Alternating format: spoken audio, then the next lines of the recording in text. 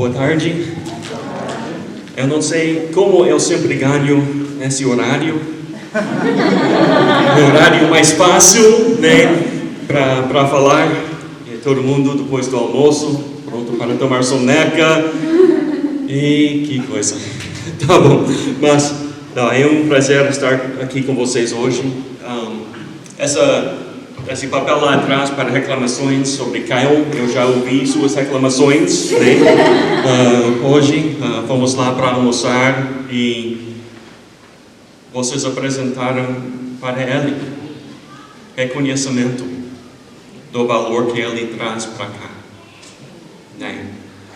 E eu já tenho nas minhas anotações, eu ia dizer tanto orgulho que eu tenho dele.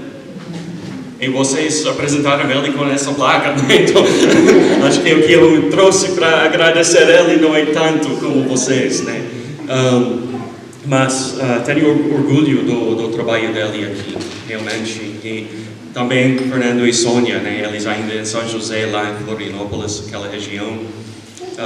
Eles estão aqui conosco e o trabalho que eles fazem também vale muito para o reino, então eu tenho orgulho deles também. Nós moramos agora em Porto Alegre, né? Estávamos em Florianópolis a última vez que estávamos aqui com vocês.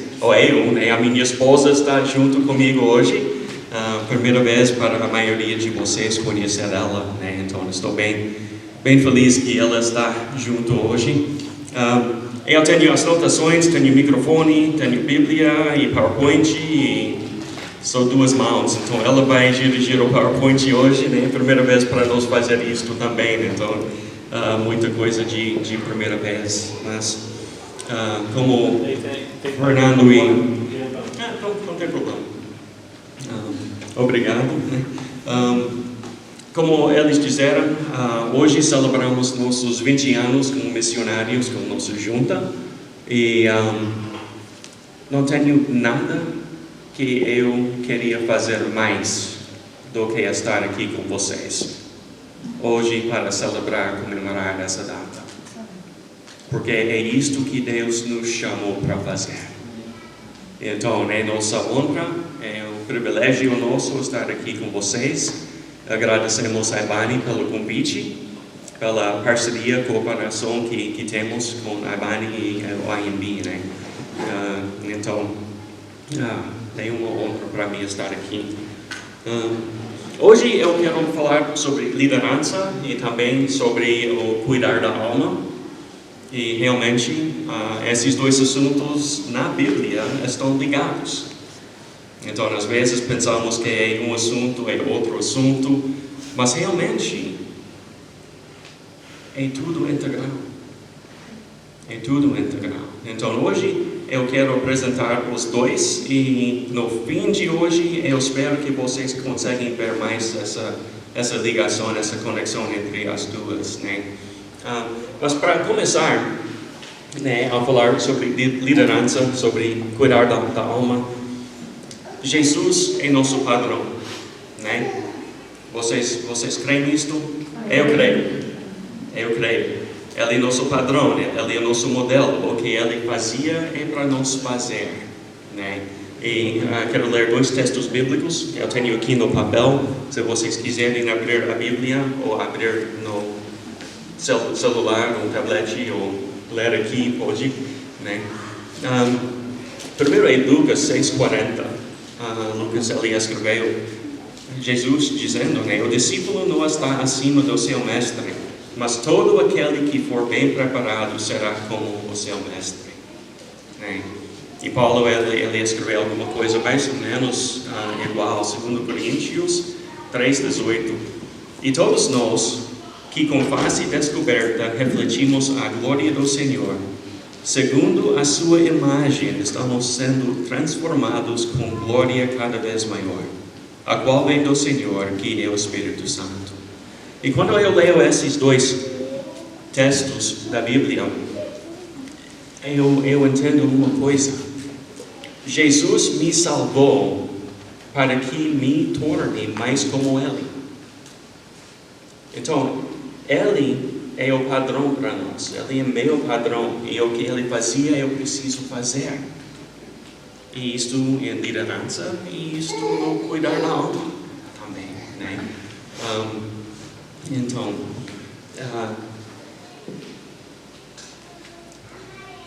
esqueci uma coisa. Eu ia perguntar, quem aqui é um pastor? Acho que quase todos os pastores nesse lado, né? Quem é missionário? Que coisa! Temos que trabalhar nisto, né? Os pastores não são missionários. Que é isto? Que é isto? Todos nós somos missionários, né? Sim. Quem aqui é um líder? Todo mundo líder, todo mundo missionário, um pouquinho pastor, né? Tá bom. Mas vamos olhar no próximo slide, né? Comecei com uma citação aqui de Robert Coleman. E ele escreveu um livro que se chama O Plano Mestre de Evangelismo, né? E quero ler o que ele escreveu. Por mais estrita que possa ser nossa capacidade de percepção, sabemos que temos um professor perfeito em Jesus. Ele nunca cometeu um erro. Jesus é nosso padrão. Mas eu ia acrescentar aqui nessa ideia, não é somente que ele nunca cometeu um erro, ele nunca fez nada. Vou tentar dizer essa palavra em português, é um pouquinho difícil, né? Aleatoriamente. Ele nunca fez nada aleatoriamente. Tudo que ele fez foi de propósito para um propósito. E por isso temos o modelo padrão nele, né? Então, deixa eu perguntar alguma coisa aqui. Qual foi a atividade mais importante que Jesus fazia? Não leia lá. Responde. Qual foi a atividade mais importante que Jesus fazia?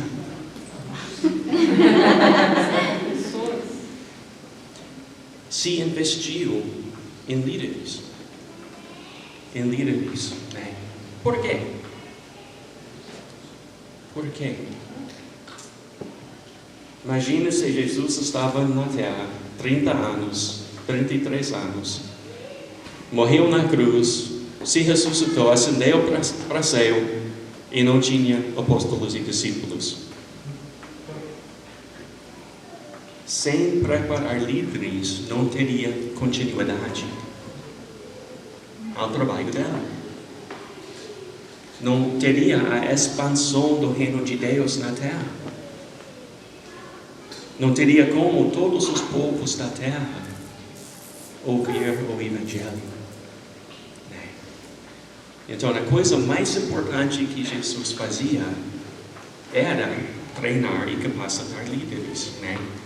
Tinha uma citação aqui nesta, né, também de Robert Coleman. O objetivo inicial do plano de Jesus era o de arregimentar pessoas que fossem capazes de testemunhar a respeito de sua vida e manter sua obra em andamento depois que retornasse ao Pai. Então, tem uma outra citação no outro slide, né? O J. Oswald Sanders. Ele escreveu um livro, Liderança Espiritual. Eu não sei se foi traduzido em português. Se fosse traduzido em português, seria 40 anos atrás. Talvez nem tenha disponível agora, né? Mas é um livro muito bom. Mas ele observou, Nosso Senhor dedicou a maior parte de seus 3 anos de ministério para moldar o caráter e os espíritos de seus discípulos. Então, Jesus, ele treinou pessoas para dar continuidade ao trabalho. Mas não era somente para isto. Porque tem um fato que é importante para nós entender. Quando tem crescimento em alguma coisa, uma organização, uma igreja, o ponto de engarrafamento é liderança. É liderança.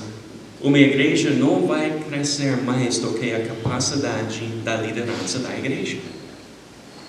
Por isso, sempre precisamos estar formando, capacitando, treinando mais líderes.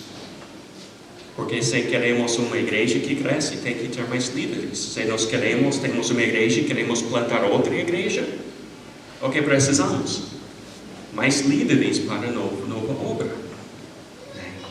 Para o reino de Deus expandir na terra, o que precisamos? Líderes. Então, Jesus deu esse modelo para nós. Então, ao falar em liderança, é importante dizer o que eu quero dizer com a palavra, porque muitas vezes, quando pensamos em líderes na igreja, alguém que ensina a Bíblia, alguém que trabalha no berço, alguma coisa desta, Mas, muitas vezes, nossa ideia de liderança é mais gerenciamento, é mais administração. E isto não é o que eu quero dizer com a palavra liderança hoje,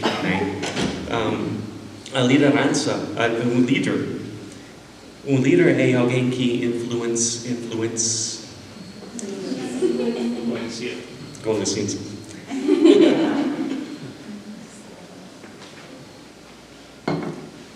Alguém que influencia outras pessoas, Mas também o líder, a influência do líder tem um alvo. Porque muitas pessoas têm influência, mas não tem um alvo, E isto faz a diferença. O líder tem um alvo, ele tem uma visão que ele quer alcançar e ele quer influenciar outras pessoas para alcançar esse mesmo alvo, Então, falando em liderança, o líder, ele comunica a visão para as pessoas. Ele inspira e motiva elas para alcançar a visão. E ele constrói os valores e a confiança que permite os relacionamentos necessários para alcançar a visão. Eu tenho ele aqui nas anotações, ela também pode influenciar pessoas para fazer isto. Então, não vou dizer que todos os líderes somente podem ser homens, porque as mulheres têm muita influência também, Mas é mais ou menos essa área que o líder atua, Então eu vou colocar aqui no slide uma comparação, um contraste entre liderança e gerenciamento, E dá para ver um lado que é liderança, Vocês conseguem ler, mas eu vou ler aqui também, Liderança tem tudo a ver com uma visão de um futuro melhor, E quando falamos sobre liderança na igreja, um futuro mais bíblico. Um futuro com membros da igreja que seguem mais o que Jesus ensinava, que tornem cada vez mais como Jesus, Isto é a visão que temos para o futuro. Mas também a visão que temos para o futuro tem tudo a ver com plantar mais igrejas, com expandir o reino de Deus na terra, Então, liderança, a visão de um futuro melhor. A liderança abre o caminho para proceder. Resolve problemas de longo prazo, problemas que impedem de alcançar a visão. E se vocês querem ver isto na Bíblia, pode abrir para Atos 6, Porque houve aquele problema com essa comida entre as viúvas hebraicos e gregos, ou entre os gentios, Os apóstolos, eles não pararam de olhar na questão de longo prazo, Eles fizeram escolha entre vocês 7 homens. Isto é nossa ideia. Se você acha razoável, faça. Eles não mandaram isto. Mas todo mundo olhou na situação, pensaram em tudo e disseram, tem razão. Vamos fazer desse jeito. Para os apóstolos fazer o quê? Se dedicar ao ministério da palavra e oração. Então, esse problema de curto prazo não era para distrair os líderes de influenciar pessoas para alcançar a visão. Navega mudanças necessárias e fornece treinamento para capacitação. Né? Isto é liderança, a ideia de gerenciamento. Um gerente controla as operações do dia a dia. Foca somente na agenda e programação atual. Não tem muita visão pelo futuro. Agora temos isto é o que temos e vamos manter. Né? E a organização ou a igreja está assim. E não vai para frente. Né? Resolve problemas de curto ou médio prazo que não tem nada a ver com a visão. Mantém a realidade atual e falta uma visão para melhorar ou para a igreja se tornar mais bíblico. Né? Então, isto é um contraste de liderança e de gerenciamento. E acho que muitas vezes, quando falamos sobre liderança na igreja, é mais gerenciamento. É mais gerenciamento. Então, espero que vocês comecem a pensar mais nesse lado de visão, de alcançar, de mudar para frente, né? Em vez de ficar meio estacionado com o que temos hoje. Né? Então, e ao falar em liderança, vou falar sobre um outro conceito. Não sei se vocês já ouviram falado. Eu já entendi esse conceito, né?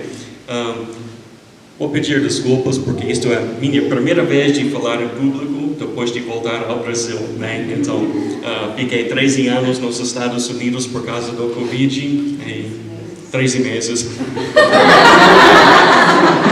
Nem consigo pensar hoje, né? Tá bom.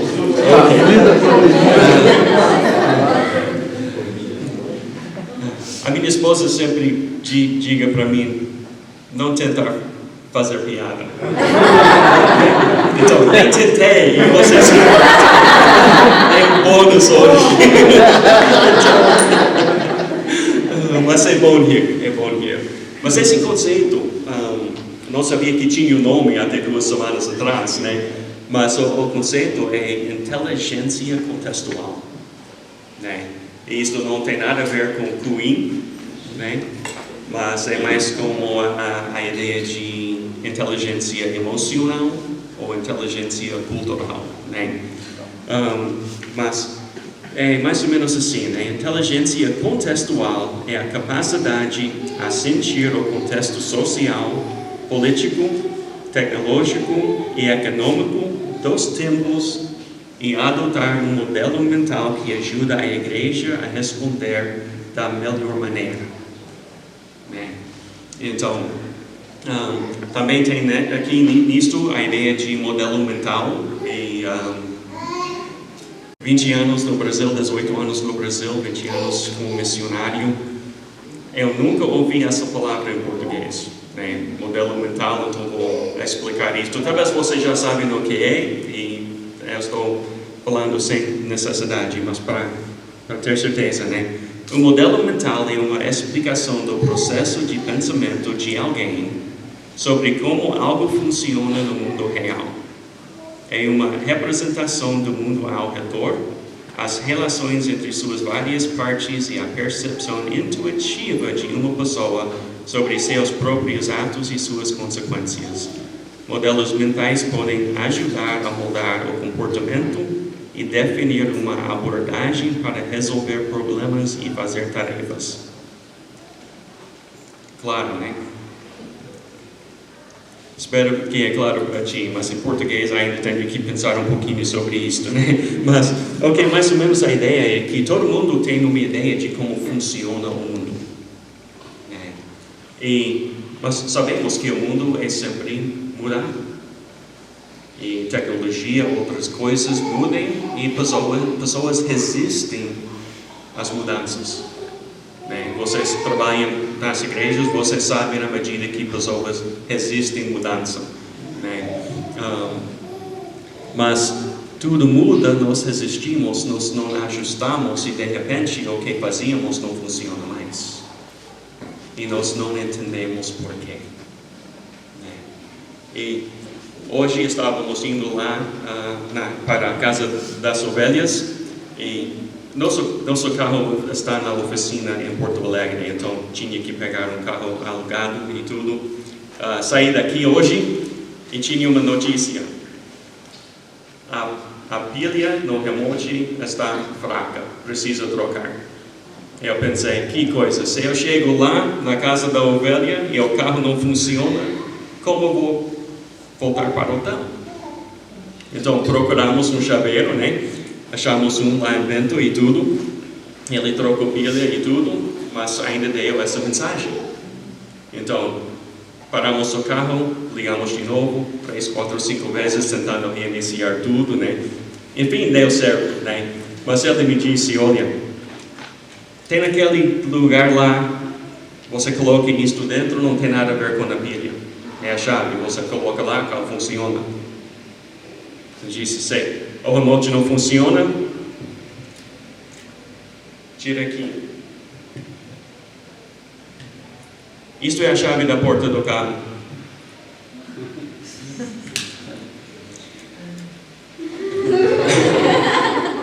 Não sei se eu sou velho. Tá bom, eu sei. Okay. Mas meu modelo mental de chave de carro não tem nada a ver com essa chave de carro. Né? Então, nem sabia porque eu tinha que ir lá trocar a pilha hoje, né? Mas saindo daí eu pensei, agora eu sei, eu vou contar essa história hoje para explicar o que é um modelo mental, né? E como tecnologia muda a realidade e nós temos que entender como ajustar a maneira que nós pensamos e a maneira que nós agimos.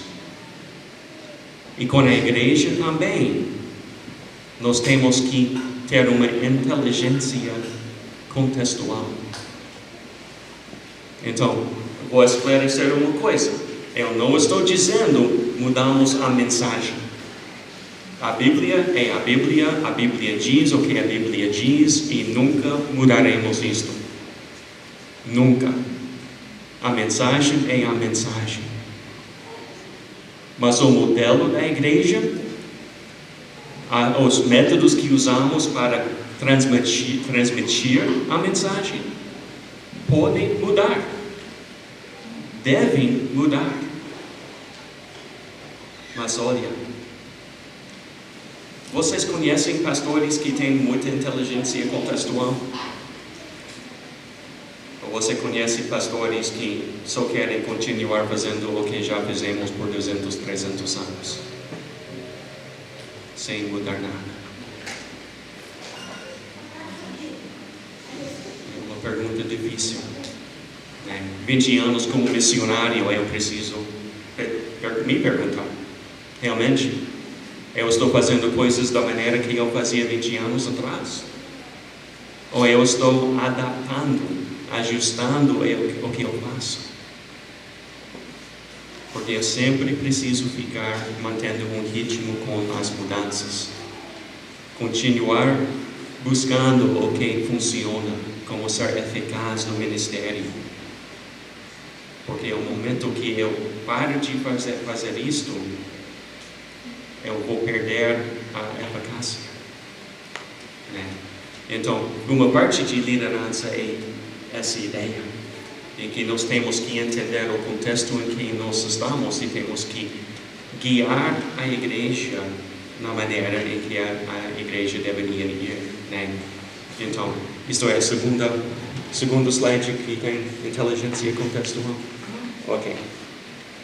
Então, coloquei lá para ler de novo e depois eu tenho muita coisa que não está no slide, né? Mas inteligência contextual é a capacidade de sentir o contexto social, político, tecnológico e econômico dos tempos e adotar um modelo mental que ajuda a igreja a responder da melhor maneira. Então, a Bíblia nos mostra isso. Uma inteligência contextual. 1 Crônicas 12:32. Eu acho que todo mundo já decorou esse texto de cor, né?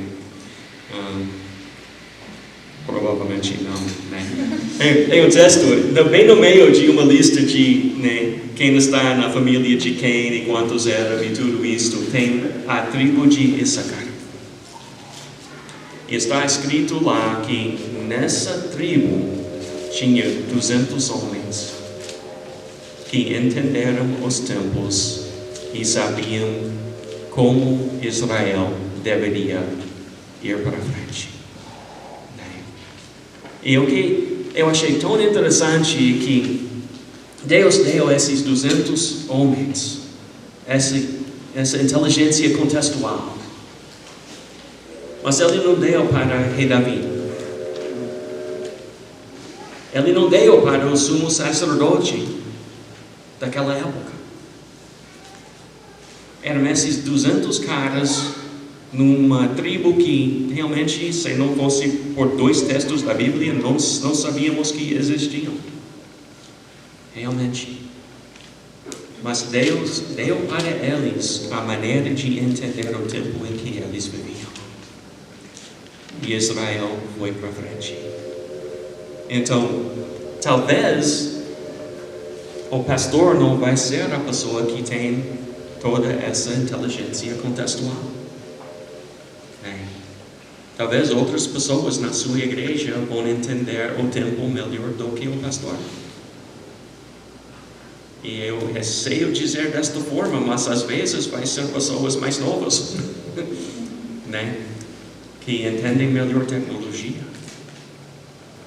Mas talvez são mais velhos que entendem melhor as mudanças políticas. Né? Talvez não é uma pessoa, mas talvez é a igreja toda tem que se juntar para entender o tempo, o contexto, para saber como a igreja vai mudar para frente, para alcançar essa visão. Né?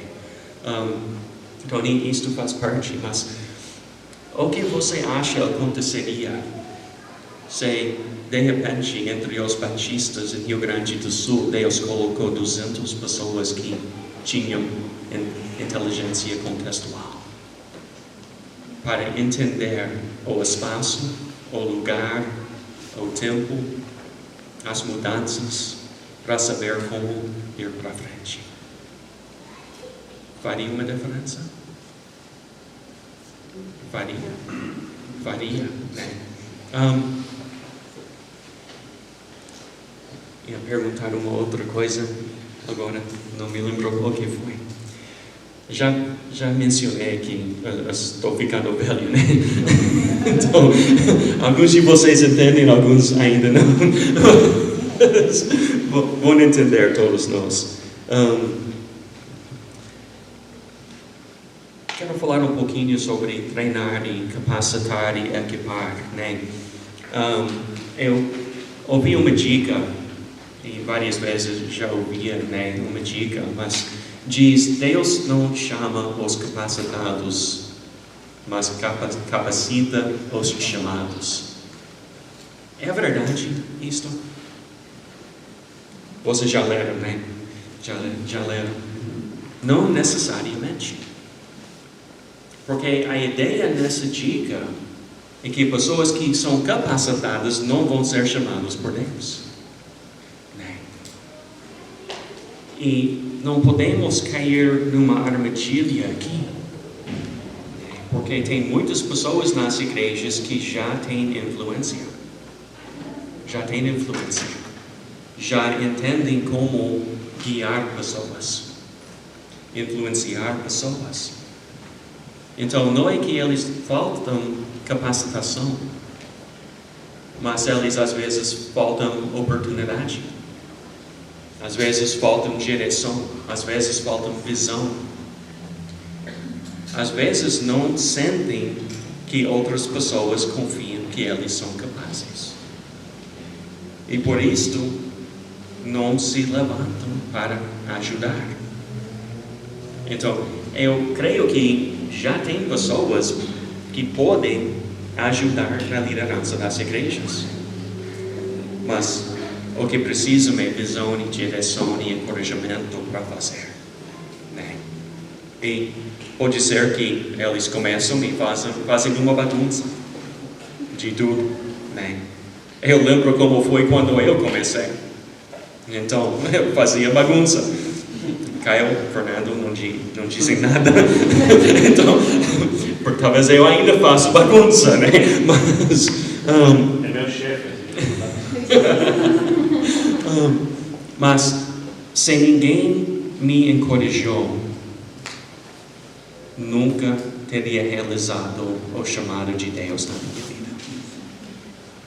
Então, alguém olhou em mim e eu sei que eles pensaram, vai ser muito trabalho.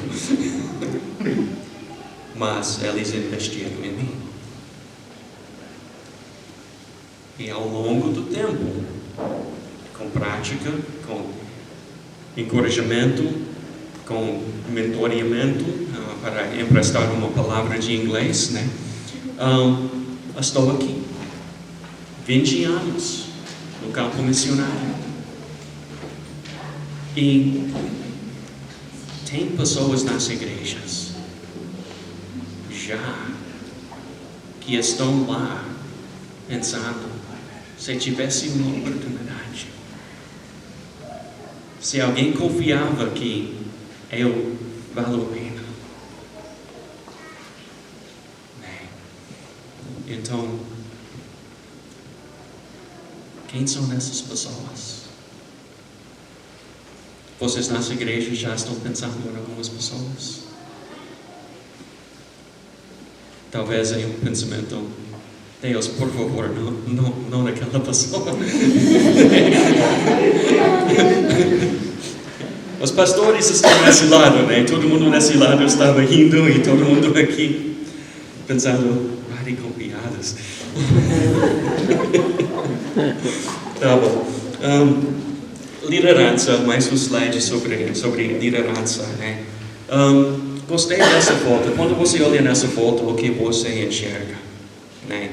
Com tanto tempo em Florianópolis, no litoral catarinense, eu aprendi uma frase que descreve nosso trabalho. Estamos no mesmo barco, vamos remar junto. Né?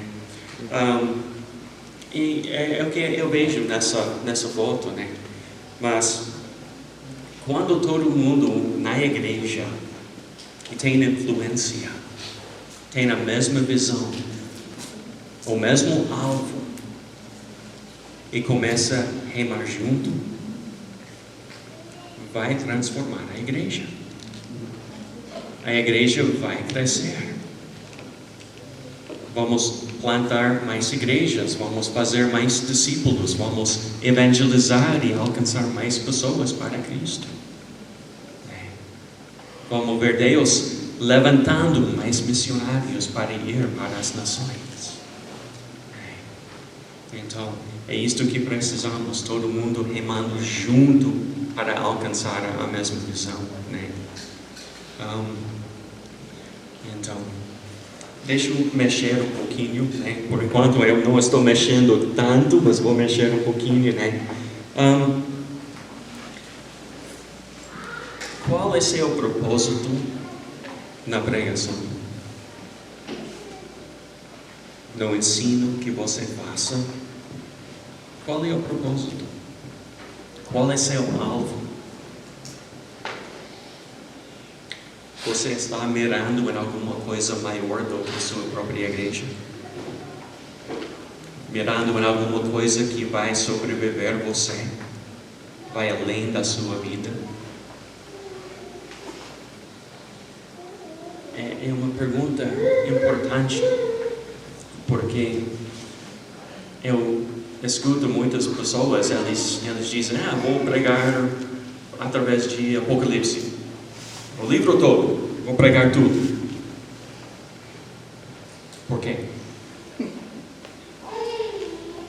O que você quer conseguir fazendo isto? Só para pregar o livro todo? Você acha alguma coisa no Apocalipse que vai fazer pessoas mais como Cristo? Então, nossos motivos e nossos ensinos são importantes. Porque quando temos propósito no que fazemos, vamos destacar algumas coisas mais do que outros, né? Eu tenho na mente o que eu quero ver depois dessa hora e meia com vocês. Não vou dizer o que é, mas daqui uns meses espero que eu estou enxergando o que eu quero acontecer através disto, né? Mas quando você prega e você fala sobre a necessidade de líderes na igreja.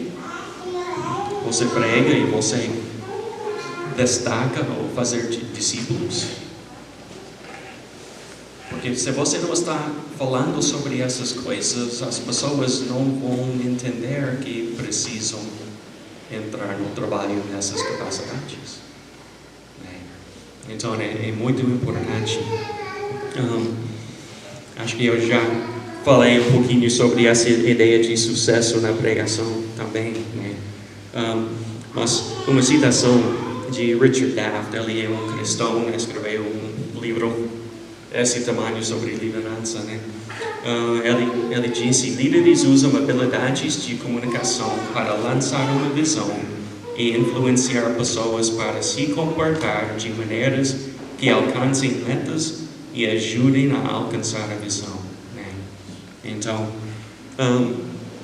seguidores, quando eles olham nos líderes, eles podem ver a medida em que a mensagem e a vida do líder se encaixam, né? E todo mundo já ouviu a dica de boca para fora. De boca para fora, né? Então, se eu entro no púlpito e eu faço uma pregação e a minha vida não encaixa com minha pregação, o que pessoas vão saber sobre minha pregação? Foi de boca para fora. Foi de boca para fora, né? Então, o líder que lança a visão tem que correr atrás da visão. Porque se o líder não correr atrás, ninguém vai correr atrás. Então, como Jesus é nosso modelo, nosso padrão, o pastor, o líder também é um modelo para a igreja. Então, se eu estou pregando sobre evangelização, e eu nunca digo nada sobre minhas tentativas de evangelizar. Eu nunca falo sobre evangelizar, eu nunca falo sobre compartilhar com pessoas. O que a congregação vai pensar? Minhas ações falam mais altos do que minhas palavras, né? Então, se eu estou pregando, eu estou querendo pessoas entrar no trabalho para fazer discípulos, eu nunca digo nada sobre como eu faço discípulos. É a mesma coisa. Eles vão pensar: o que é isto? O pastor não faz, porque eu preciso fazer. Então, como líderes, a visão que lançamos é nós mesmos que tem que correr atrás. E nós convencemos outras pessoas que têm influência para correr conosco para alcançar. E quando eles começam a correr conosco, as pessoas que têm menos influência ou não têm influência ainda, o que eles vão fazer? Olha, tanta pessoa correndo atrás disto. Eu quero ajudar. Mas o líder tem que ser o primeiro que começa a correr atrás da visão, né? Então, deixa eu fazer uma pergunta, né, sobre metas. Será que sua igreja tem algumas metas que são impossíveis de alcançar se somente o pastor trabalha para alcançar?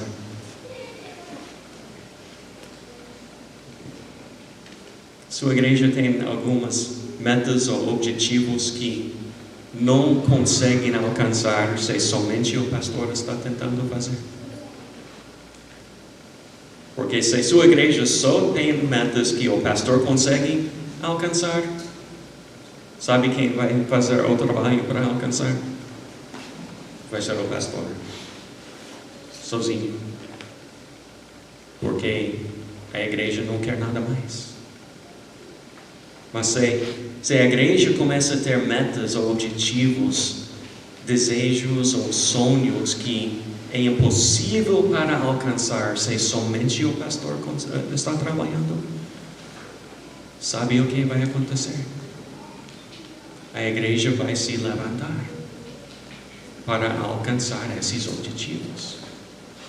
Então, quando falamos do trabalho do líder, tem visão, tem metas, tem expectativas. E isto é o trabalho do líder. Ele coloca em frente de pessoas e ele corre atrás. Mas se são metas que ele sozinho consegue, ele vai estar fazendo sozinho. Mas se é uma visão maior, alguma coisa, e em nosso trabalho missionário, eles nos dizem alguma coisa, né?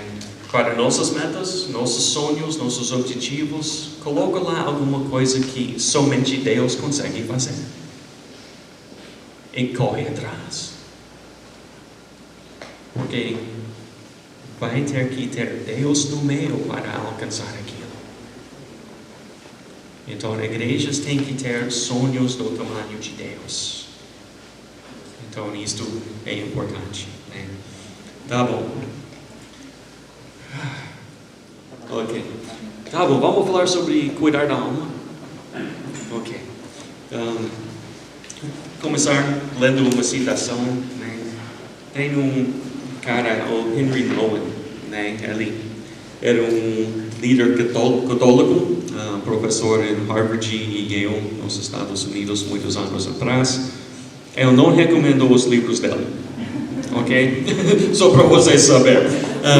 Ele tem um livro pequeno que eu gostei, então eu citei ele naquele, né? Mas por maior parte eu não encorajo pessoas a ler o Henry Nouwen. Mas nesse livro pequeno que eu gostei, ele começou com essa pergunta: o que é exigido de um homem ou de uma mulher que é chamado a entrar plenamente no tumulto e agonia dos tempos e falar uma palavra de esperança? O que é exigido de um líder que é chamado a entrar plenamente no tumulto e agonia dos tempos e falar uma palavra de esperança? E tudo que ele escreveu nesse livro pequeno é sobre cuidar da alma. Porque o que é exigido é para nós cuidar das nossas almas, para que nós lidamos outras pessoas ou lideramos outras pessoas, né? Não sei com qual frequência vocês conseguem viajar de avião, né? Mas tem um hermoso, no início eles explicam toda coisa de segurança no avião, né? E eles dizem, se tem Obrigado. Se isto acontece, vai cair uma máscara de oxigênio. E coloca a máscara em todo mundo ao redor e depois coloca sua máscara. Não? Todos esses anos e eu não entendi certo. Não, a máscara cai e você coloca a sua própria máscara primeiro. Depois ajuda as outras pessoas. Porque se faltando oxigênio você não tem consciência, você não consegue ajudar ninguém. E tem uma verdade espiritual nisto que temos que entender. Como pastores e missionários e líderes nas igrejas, temos que cuidar da nossa alma. Porque senão, não temos chance de cuidar das almas de outras pessoas. Então, isto é o que é exigido de um líder que vai levar esperança nos tempos difíceis da vida. E estamos quantos meses na pandemia? Ainda momentos difíceis para muitas pessoas. Então, temos que cuidar da nossa própria alma, né? Então, para começar a falar sobre... não, estou um pouquinho para frente, né? Disse que Jesus é nosso padrão, né?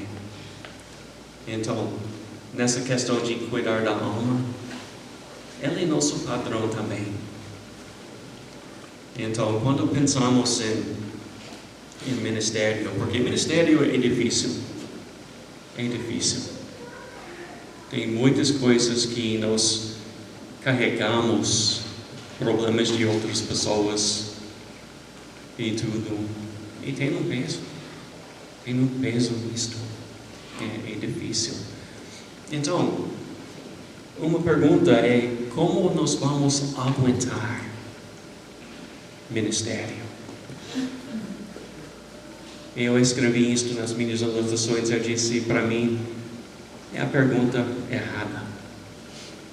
Porque ministério não é uma coisa para aguentar. A questão é como nós vamos florescer no ministério. E Jesus sendo nosso padrão, como é que Ele floresceu no ministério? Como Jesus conseguia toda essa coisa que Ele passou, né? Todo o ministério e tudo. E já está no outro slide, então já dá para ver, Ele sumiu. Né? Ele sumiu. Lucas escreveu desta forma, né? Mas Jesus retirava-se para lugares solitários e orava. Marcos: de madrugada, quando ainda estava escuro, Jesus levantou-se, saiu de casa e foi para um lugar deserto, onde ficou orando. Simão e seus companheiros foram procurá-lo. Eles não sabiam exatamente onde ele foi, né? Mas eles sabiam porque ele saiu de casa. Então foram procurar ele. E também, no outro texto de Marcos, né? Havia muita gente indo e vindo ao ponto que não querem tempo para comer. Jesus lhes disse: venham comigo para um lugar deserto e descansem um pouco. Irmãos, às vezes temos que sumir. Temos que sumir. E esse retiro é um momento que nós estamos sumindo um pouquinho do dia a dia do ministério, do peso de ministério, passando tempo junto um com o outro, comendo uma refeição muito boa, né? Aprendendo lições espirituais entre as ovelhas hoje, né? Esse tempo lá mudou seu modelo mental, mudou algumas coisas nos pensamentos. Eu pensei, que coisa, como nós conseguimos esses border collies na igreja?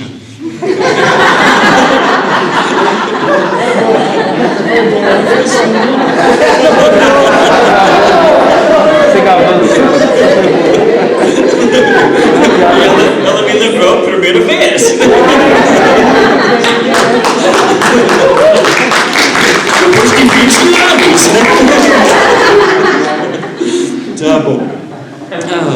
Mas uma coisa que eu notei lá também, né, é que na Bíblia o pastor de ovelha, ele andava para frente e o ovelha seguia, né? Ele não mandou os cachorros para trás. Mas não, era impressionante realmente, e tudo. Mas hoje é um tipo de retiro, é um tipo de fugir, subir um pouquinho e tudo, né? Mas apesar de ficar 20 meses na pandemia, eu quero falar um pouquinho sobre solidão hoje, né? Na pandemia muitas pessoas passaram muito tempo isoladas, né? Mas Solidão como uma disciplina espiritual não é somente ficar isolado, não é somente ficar sozinho, mas é ficar em solidão na presença de Deus. E é isto que eu quero falar um pouquinho sobre isto. Mas Henry Nouwen, ele observou, nossa sociedade não é uma comunidade resplandecente com o amor de Cristo, mas uma rede perigosa de dominação e manipulação em que podemos facilmente ficar enredados e nos perder. Então, a voz do mundo é perigosa para nós. Temos que, às vezes, fugir dessa voz do mundo, né? William Temple, ele colocou desta forma: sua religião é o que você faz com sua solidão. Quando é somente você e ninguém ao redor, o que você pensa e o que você faça reflete o que você realmente crê. E o Richard Foster, ele colocou: o fruto da solidão é o aumento da sensibilidade e compaixão pelos outros. E como assim? O que acontece na solidão, quando você fica sozinho na presença de Deus, que nos deixa ministrar melhor para outras pessoas? É interessante porque quando nós ficamos sozinhos, isolados na presença de Deus, o que acontece? Pensamentos entram na cabeça que nunca entram na cabeça. Você começa a pensar em coisas, e às vezes chocantes, né? Coisas ruins às vezes o inimigo de Deus, o diabo, coloca memórias de falhas e pecados do passado, bem na sua mente, toda a sua falha, e você se sente lá diante de Deus pensando: como é que Deus pode me amar?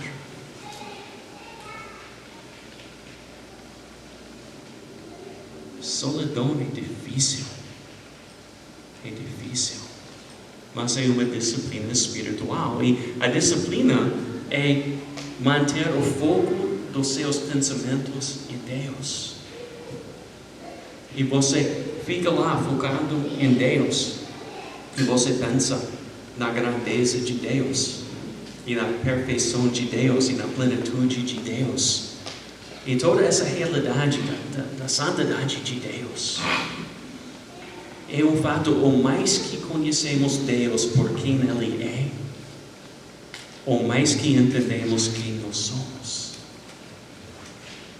E diante de Deus, sem nada de distração, nós aprendemos quem é Deus e quem nós somos.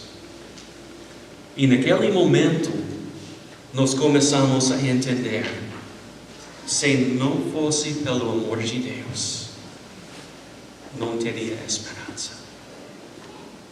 Se não fosse pela graça de Deus, eu não teria esperança. E se não fosse pela misericórdia de Deus, eu não teria esperança.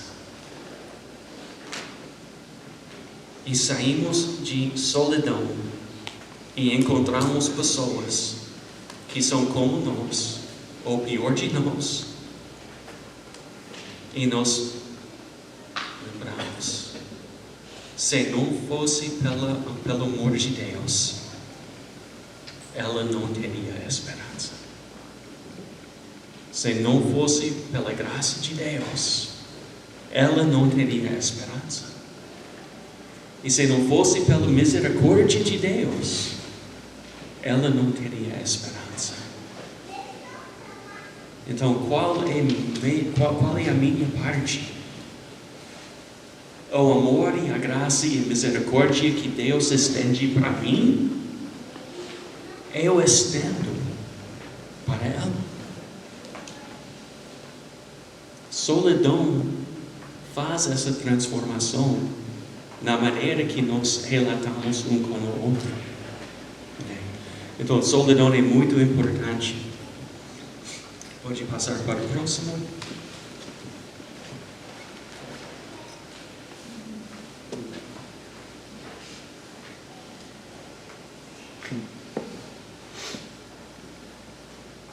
Já desconfortável? Silêncio. Silêncio.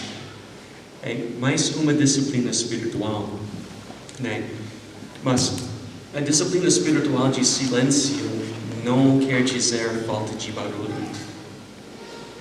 Da mesma maneira que solidão, ficar isolado, não é uma disciplina espiritual.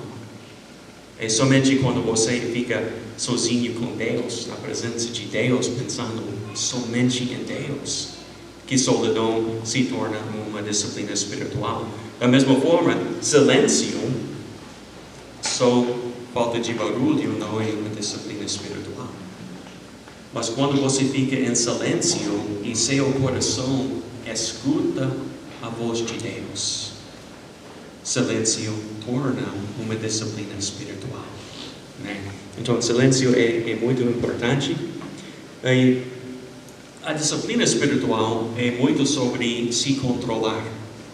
E quando lemos em Tiago, fala muito sobre a dificuldade de controlar a sua própria língua, né? E foi baseado nesse texto de Tiago que os pais monges do deserto, no quarto século, né, começaram a praticar silêncio como uma disciplina espiritual. Mas também tem Provérbios 10 e 9, que nos mostra uma coisa bem interessante, né? Quando são muitas palavras, o pecado está presente, mas quem controla a língua é sensato. Então, quando nós prestamos atenção para nossas palavras, nós não falamos tudo. Nós freamos, né? Porque o mais que nós falamos, o mais provável é que nós vamos dizer alguma coisa que deveria não ser dito. E podemos cair em pecado por plenitude de palavras, né? Mas Henry Nouwen, ele colocou desta forma, né? Raramente há um período em que não sabemos o que fazer. Nós nos movemos através da vida de uma maneira tão distraída que nem sequer tomar o tempo e descanso para se perguntar se as coisas que pensamos, dizemos ou fazemos vale a pena pensar, dizer ou fazer, né? Então, nessas disciplinas espirituais, solidão e silêncio, nós tiramos tempo para pensar: o que eu faço deveria ser feito, o que eu penso deveria ser pensado, o que eu digo deve ser dito. E praticando o silêncio desta forma, nós aprendemos como falar o que é importante e deixar de falar o que não é importante. Você já conhece alguém que não fala quase nada, mas quando a pessoa fala alguma coisa, você tem que escrever, porque vale mais do que ouro? Provavelmente essa pessoa já passou tempo aprendendo como não dizer muita coisa. E a disciplina espiritual de silêncio nos ensina como fazer isto, né? Então vamos para mais uma disciplina espiritual. Vamos falar sobre oração, né? E oração é a disciplina entre esses três que é mais difícil para conversar, né? O assunto mais difícil. Sabe por quê? Porque todo mundo aqui ora. Em todas as igrejas oramos e pensamos o que quer dizer oração. Mas o que quer dizer oração? É pedir coisas de Deus? É dizer obrigado, Deus, por me dar isto? Adoração faz parte de oração? É oração se nós não confessamos nossos pecados. Todos esses aspectos fazem parte de oração. Mas é só isto que oramos, nós vamos perder a plenitude da disciplina espiritual de oração. Porque tem muito mais em oração do que esses 4 aspectos, né? De fato, o Richard Foster, ele disse desta forma: de todas as disciplinas espirituais, a oração é a mais central, porque nos leva à eterna comunhão com o Pai. Então, a oração é nossa comunhão com Deus, nossa comunicação com Deus. E oração não é um monólogo, não é só eu falando com Deus. Oração é um diálogo, que eu falo com Deus, Deus fala comigo. E eu aprendo a ouvir a sua voz. E por isso, muitas vezes, solidão e silêncio e oração são juntados no momento de uma experiência, né? Em que nós escutamos a voz de Deus. E quando nós praticamos oração desta maneira, não é somente nós planejando coisas. Não é somente estar dizendo, a visão deve ser isto. Não, passamos esse tempo em solidão, silêncio e oração para ouvir o que é que Deus quer que nós façamos. E como eu disse mais cedo, né? Para nós, com a OMB, nossas metas, nossa visão, eles dizem, não pare de escrever até você conseguir ter uma visão que somente Deus consegue fazer. Se eu não passo o tempo sozinho, em silêncio, escutando a voz de Deus, orando para Ele, ouvindo a sua voz, eu nunca vou ter nada mais na visão do que está pensando. Eu vou dizer, não tem quase nada mais perigoso do que ter somente o que está pensando para uma visão. Isto não é o que Deus quer para nós. E não é o que Deus quer para a igreja. Ele quer que nós entendamos a tua vontade para a igreja, né? E já saí muito de minhas anotações aqui, né? Mas vou ler um pouquinho mais um texto bíblico. Quase estou chegando no fim, então. Nas Efésios 2 e 3, né?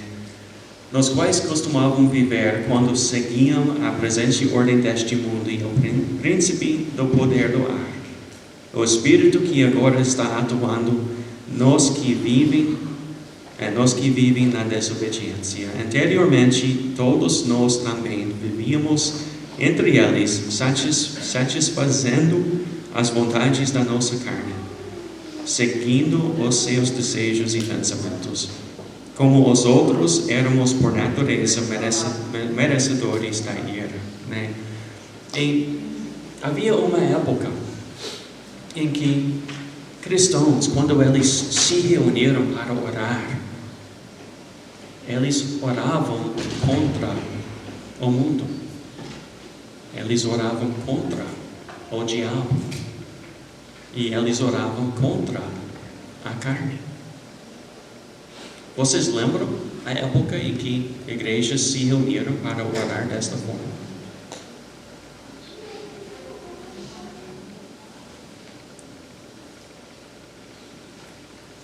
É fácil reunir todo mundo para orar hoje?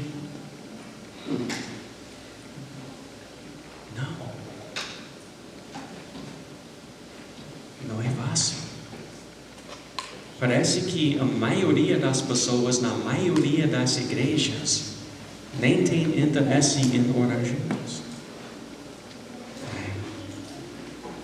Então,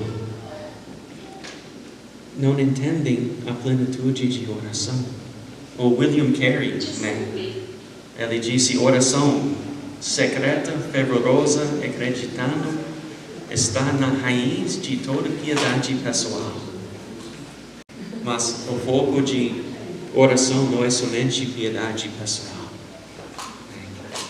Nas igrejas de hoje, nós quase nunca oramos o Pai Nosso. Mas, né?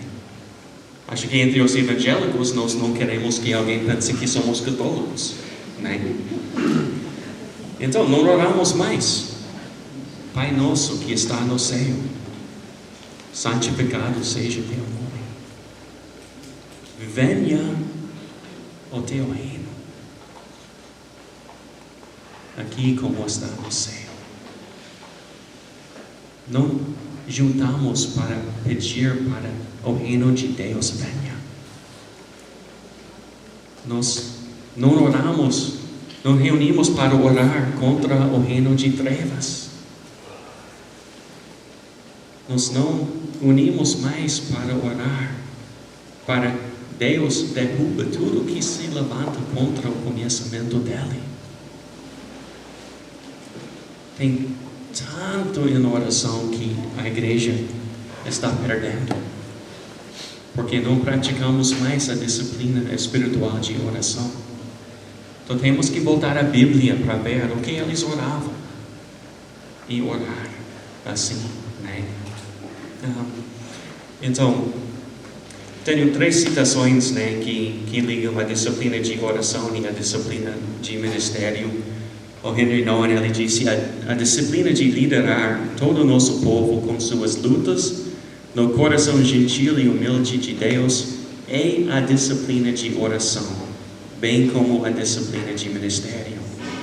Richard Foster, ele disse desta forma: não é oração além de trabalho, mas oração simultânea com o trabalho. E atribuído aí em Bounds, oração não é a preparação para a obra, oração é a obra, né? E quero voltar para os Border Collies today, né? Você lembra o que o treinador disse sobre eles? Eles olham no quê? No rebanho. Nunca tiram olhos do rebanho, mas escutam para o quê? Os comandos do treinador, a voz do líder. Então nós, como líderes, como missionários e pastores, nós somos um pouquinho como esses border collies, porque Deus nos colocou lá em frente do rebanho para manter nosso olho no rebanho, mas para escutar a sua voz. Então é para nós olhar a voz de Deus e prestar atenção no rebanho, para entender qual é a visão de Deus, para que lugar ou para qual crescimento Ele quer que nós lidamos a igreja. Então essas são a ligação entre essas 3 disciplinas espirituais, sobre o cuidar da alma e sobre liderança, né? Tenho um resumo bem rapidinho, né? Em Soledad aprendemos a lidar com pessoas com misericórdia, pois entendemos melhor à medida em que ainda lutamos contra nossos próprios pecados. Em silêncio aprendemos a ouvir a voz de outras pessoas, pois praticamos esperar para ouvir a voz de Deus. Em oração sem cessar, aprendemos como fazer tudo para a glória de Deus. E dessa forma, aprendemos como liderar outras pessoas para a glória de Deus, para o espalhar do reino de Deus, em vez de trabalhar para nossa própria glória. Então, a oração é o próprio centro da nova vida que queremos representar e para a qual queremos apresentar nosso povo. Mais um texto sobre Jesus sumindo, né? Num daqueles dias, Jesus saiu para o monte a fim de orar e passou a noite orando a Deus. Ao amanhecer, chamou seus discípulos e escolheu 12 deles, a quem designou apóstolos. Se nós, como líderes, vamos fazer decisões importantes para a igreja, nós devemos sumir um pouquinho passar um pouquinho de tempo em solidão e silêncio, orando, para ouvir a voz de Deus, para liderar as pessoas nas decisões, né? Então, Lucas aqui nesse texto nos mostrou a conexão entre liderança e solidão, silêncio e oração, né? E vou terminar aqui nesse ponto. Passa para 2 slides, né? Agora nós moramos em Porto Alegre. Bem, o número de telefone no celular e WhatsApp está aí. Está também no grupo que Caio fez para esse tempo, esse retiro. Podem anotar, pode entrar em contato. Também são no Face. Para os que só usam Instagram, né? Não sou lá, mas a minha esposa está no Instagram, né? E também eu tenho um canal de YouTube e eu planejo, espero que dentro de 2 semanas vou fazer um vídeo dessa apresentação toda e até ampliar algumas partes, né? E espero que dentro de 2 semanas tenham isto no canal, né? Se vocês têm interesse em voltar para ouvir mais, né, sobre esses assuntos, ou pode entrar em contato comigo com perguntas. Sendo em Porto Alegre agora, não é tão longe daqui também, então se vocês querem que eu passe aqui com mais frequência, vai ser um prazer, né?